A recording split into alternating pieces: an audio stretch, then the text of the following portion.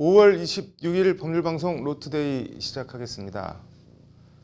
자신이 고용한 초임 여성 변호사를 여러 차례 성폭행한 혐의를 받는 중견 로펌 대표 변호사가 오늘 자신의 사무실에서 숨진 채 발견됐습니다.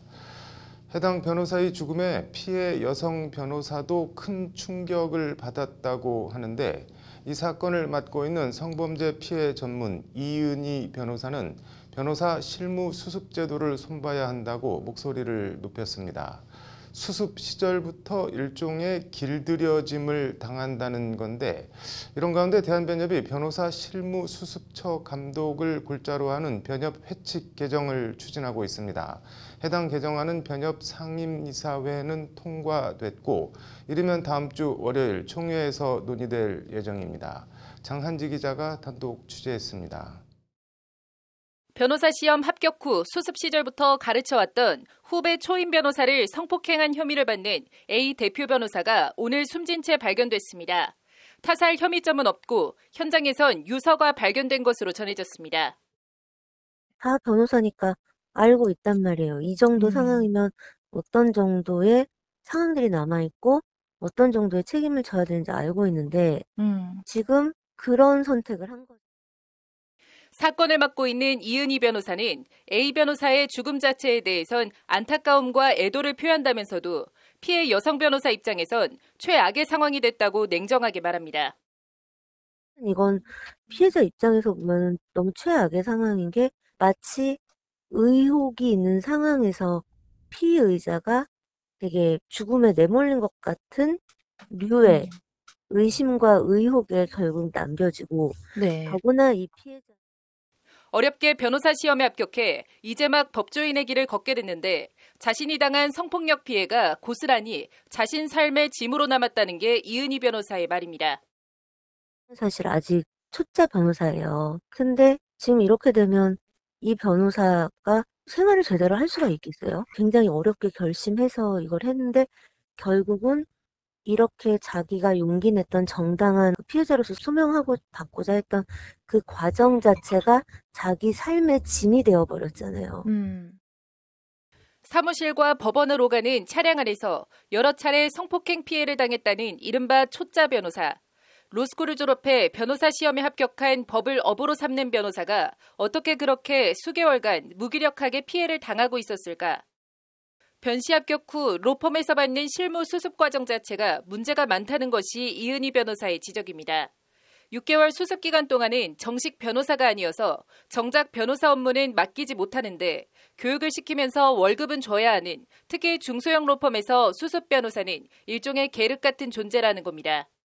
심지어 최저임금도 못 받는 경우는 물론 2018년 변협조사 결과에 따르면 법률 사무 종사기관에 오히려 비용을 지불하고 실무 수습을 한 경우도 있습니다. 오려면 그렇게 해야 된다는 조건부처럼 얘기를 하시면은 참 찝찝하고 불안한데 못하겠다고 하기엔 또 난감하고. 이런 열악한 처우와 환경에도 수습 변호사 모집 공고를 내면 지원자들이 쇄도하는 현상이 해마다 되풀이되고 있습니다. 실무 수습을 받지 못하면 로펌에 취업하거나 개업을 할 수가 없는데 해마다 1,800명 안팎으로 변시 합격자는 쏟아져 나오고 연수나 수습 교육을 받을 수 있는 기관과 인원은 한정되어 있습니다. 공고를 올리니까 저희가 한 명 뽑으려고 그랬는데 한 100명 이렇게 오는 거예요. 100명, 200명 이렇게요. 이렇게 수습 받겠다고 오는 사람들이. 사실 저희가 페이를 안 줬어요. 이거 오면은 그래도 사람이가 밥 먹여주고 교통비를 한 10,000원 줬나? 한 몰 때마다? 그래도 서로 하겠다는 거예요. 이러다 보니 수습 교육을 빙자한 열정페이나 폭언 등 이른바 블랙 로펌들의 갑질 횡포에 무방비로 노출되고 있는 게 현실입니다. 대표 변호사에 의한 초임 여성 변호사 성폭행 사건은 이런 부작용이 극단적으로 발현된 경우라는 게 이은희 변호사의 말입니다. 실무수습 제도가 지금 얼마나 문제가 많은데 이 실무수습 제도가 사실은 어떻게 보면은 중소형 펌에서는 애들 피 빨아먹고 순종훈련 시키는 과정이 돼버리고 정말로 더 큰 문제는 상황이 이럼에도 제대로 된 실태 파악이나 조사가 사실상 전무하고 할 수도 없다는 점입니다. 대한변협에서 나서서 중소로펌 등을 상대로 감독을 하려 해도 관련 근거 규정이 없기 때문입니다. 변협이 한 번도 감독권 행사한 적이 없어요. 회칙조차 만들어 놓지 않았거든요. 그런데 이번에 총회에서 수습처 감독에 관한 근거 회칙이 이제 통과가 되면 이에 변협은 수습처 관리 감독에 대한 근거 규정을 회칙에 마련하는 회칙 개정안을 추진하고 있습니다. 현재 변협 상임이사회는 통과했고 총회 의결을 남겨놓은 상태입니다. 수습처에 대해서 너무나 간섭을 많이 하게 되면 기존의 일자리도 줄어들 수 있는 위험이 있기 때문에 감독을 한다 하더라도 일단 실태 조사를 하고 우수 수습처를 발굴해내고 널리 알리고 이런 식으로 인센티브를 부여하는 좀 긍정적인 방향으로 다음 주 월요일 열릴 예정인 변협 총회에서 해당 회칙 개정안이 통과되면 법무부 인가를 거쳐 효력이 발생하게 됩니다. 법률방송 장한지입니다. 네, 초급장교 교육을 받던 남녀 소위가 교육시설 내 미사용 초소를 둘만의 데이트 장소로 만들어두고 교제해온 사실이 밝혀져 네티즌들 사이에 논란과 갑론을박이 벌어지고 있습니다. 윤수경 변호사의 이슈 속 법과 생활에서 관련 얘기 해보겠습니다. 네, 초소를 데이트 장소로 사용했다는 게 무슨 말인가요? 네, 그 광주 상무대 네. 육군 보병학교에서 네. 신임장교 지휘 참모 관리 과정 예. 그 교육을 받던 남녀 소위가 네. 휴일인 지난 23일에 네. 사용하지 않는 초소에서 함께 휴식을 취하고 있는 것을 네. 순찰 중인 근무자가 발견을 했다고 합니다. 네. 당시 장면을 찍은 사진을 보면 네. 그 여자 소위는 네. 반팔에 반바지, 짧은 목양말을 신고 네. 두 손을 앞으로 가지런히 모은 모습입니다. 네. 그리고 남자 소위는 반바지에 양말을 신지 않은 맨발로 네. 어정쩡하게 서 있는 모습인데요. 네. 초소에는 군용 모포를 깔아두었고 네. 페트병에 담긴 식수도 보이고 네. 배낭 등 이런저런 생활용품들이 초소 네. 한 구석에 놓여져 있습니다. 네. 여자 소위는 육사 네. 출신이고 네. 그 남자 소위는 네. 삼사 출신으로 알려졌는데 네. 이들 남녀 소위는 지난 3월에 소위로 임관했고 네. 오는 6월까지 교육 과정이 예정되어 있다고 합니다. 근데 육군은 엄정 조치하겠다고 밝혔는데 이게 뭐 처벌 규정 같은 게 있나요? 네, 일단 네. 현행 그 군인의 지휘 및 복무에 관한 기본법 제27조에서는 네. 군인은 다음 각호의 행위를 하여서는 아니 된다라고 하면서 군기문란 행위 등의 금지에 네. 대해서 규정을 하고 있습니다. 네. 구체적으로 살펴보면 네. 이제 성희롱, 성추행 및 성폭력 등의 행위, 네. 상급자, 하급자나 동료를 음해하거나 유언비어를 유포하는 행위, 네. 의견 건의 또는 고충 처리 등을 고의로 방해하거나 부당한 영향을 주는 행위 등을 적시를 하고 있습니다. 네. 그렇지만 이제 이번 사안의 경우에는 네. 설령 초소에서 뭐 관계가 있었다고 하더라도 네. 합의에 의한 것인 만큼 성폭력 규정을 적용할 수는 없을 것으로 보입니다. 네. 현재로서 이제 적용할 규정이 마땅치는 않은데 네. 그래도 뭐 아주 처벌할 여지가 없는 것은 또 아닙니다. 뭐 어떤 여지가 있나요?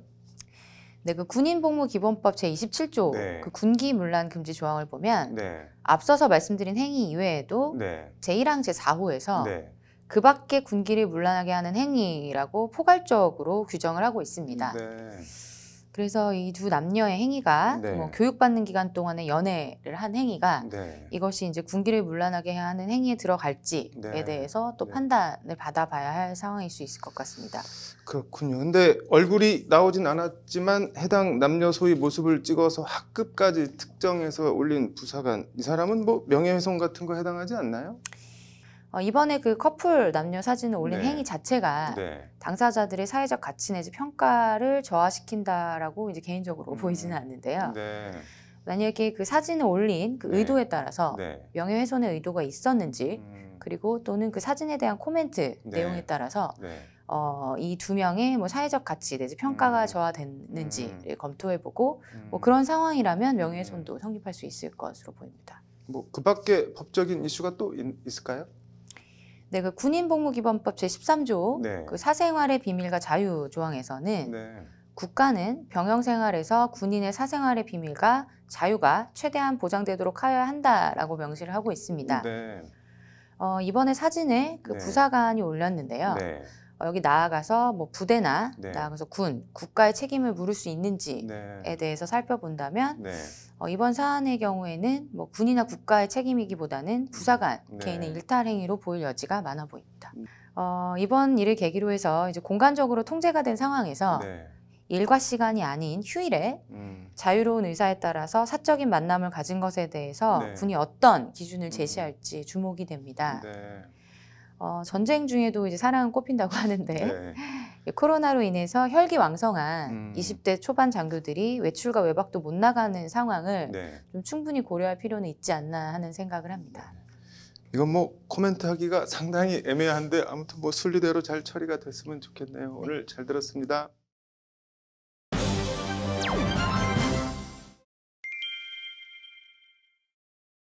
박범계 법무부 장관이 이성윤 서울중앙지검장 공소장 유출 관련 일부 검사들이 휴대폰 제출을 거부하고 있다는 보도와 관련해 정당하면 응해야 한다고 말했습니다.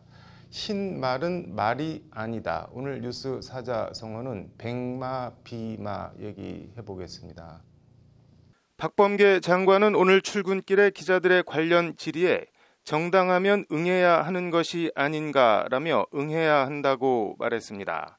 박 장관은 다 절차대로 진행이 되는 것이니까 협조하는 것이 마땅하다며 이같이 말했습니다. 휴대전화 제출을 거부하면 진상조사가 어렵지 않겠냐는 질문엔 박 장관은 그렇게 생각하지 않는다며 이번엔 바뀌어야 한다, 밝혀야 한다고 강조했습니다. 이성윤 공소장 유출에 대한 대검 감찰이나 공수처 수사를 비판하는 쪽의 논거를 압축하면 대강 이런 것 같습니다. 이성윤 서울중앙지검장이 검찰에 기소된 건 지난 12일이다. 이성윤 공소장 보도가 나온 건 하루 뒤인 13일이다. 이미 기소가 된 만큼 형법상 피의사실 공표죄에 해당하지 않는다. 공소장 유출은 죄가 되지 않는다. 대략 이런 논리입니다. 나열된 팩트들 자체엔 틀린 부분이 없습니다. 하지만 사실의 나열이나 조합이 꼭 진실이 되는 건 어떤 경우 아닙니다. 특히 배경과 맥락을 거세한 사실의 조합은 종종 진실을 가리거나 왜곡하는 수단으로 쓰이기도 합니다. 공소장 내용 유출이 죄가 되지 않는 건 우리 헌법이 공개 재판주의를 천명하고 있기 때문입니다. 형사재판 첫 공판에서 검사가 공소사실 요지를 낭독하는 것도 이런 차원입니다. 당신은 이런 죄를 지은 혐의로 재판을 받는 거다는 사실을 공개적으로 알리는 겁니다. 그리고 유죄를 인정하는 경우가 아닌 죄가 없다고 생각하는 피고인과 변호인은 법정에서 검사가 밝힌 공소사실을 부인하고 반박하고 다툽니다. 사회적 관심이 높은 사건의 경우 이 과정에 언론이 양측 입장을 공정하게 보도하느냐는 논외로 하더라도 공소사실과 검찰 주장이 알려지는 건 당연한 수순입니다.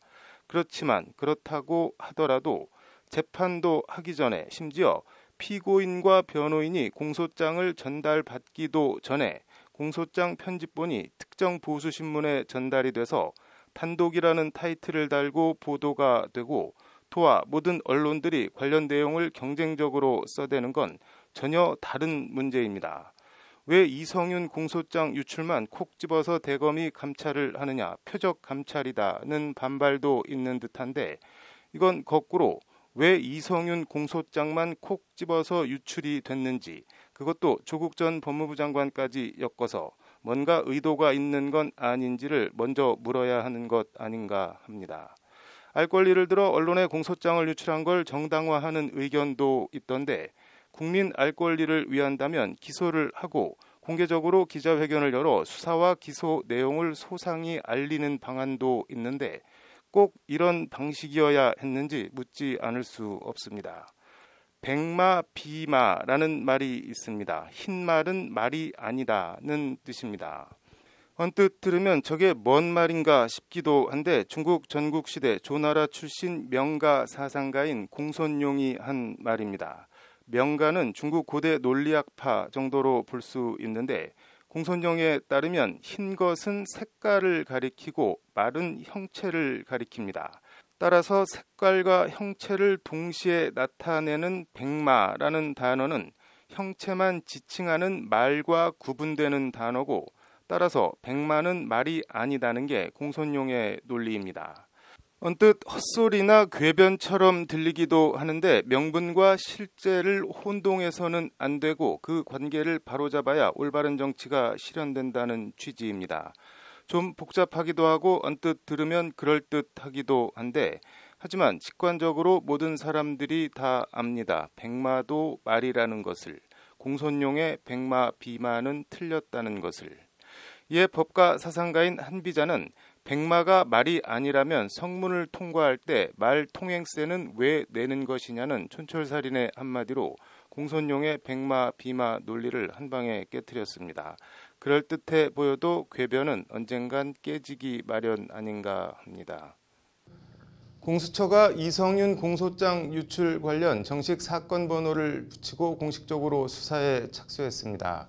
일단 피의사실 공표죄는 적용 대상이 아니고 형사사법업무 종사자가 직무상 알게된 정보를 누설할 경우 5년 이하 징역형 등에 처할 수 있도록 한 형사사법절차 전자화 촉진법이나 형법상 공무상 비밀누설죄, 개인정보보호법 위반 정도의 혐의 적용을 검토할 걸로 보입니다. 이를 두고도 공무상 비밀에 해당하는지 여부 등에 대해 갑론을박이 한창인데 실정법 위반 여부 처벌은 차치하고라도 감찰이든 수사를 통해서든 누가 왜 무슨 이유로 공소장 편집본을 유출했는지 진상은 꼭 밝혀야 하지 않나 싶습니다. 뉴스 사자성어였습니다. 이어서 법조계 소식 전해드리겠습니다. 김호수 검찰총장 후보자가 국회 인사청문회에서 라임 옵티머스 펀드 운영자를 변론한 적이 없다며 전관예우 의혹을 일축했습니다. 검찰 수사, 기소 완전 분리에 대해선 개정 형사소송법 체계 안착이 우선이라는 유보적 입장을 밝혔습니다.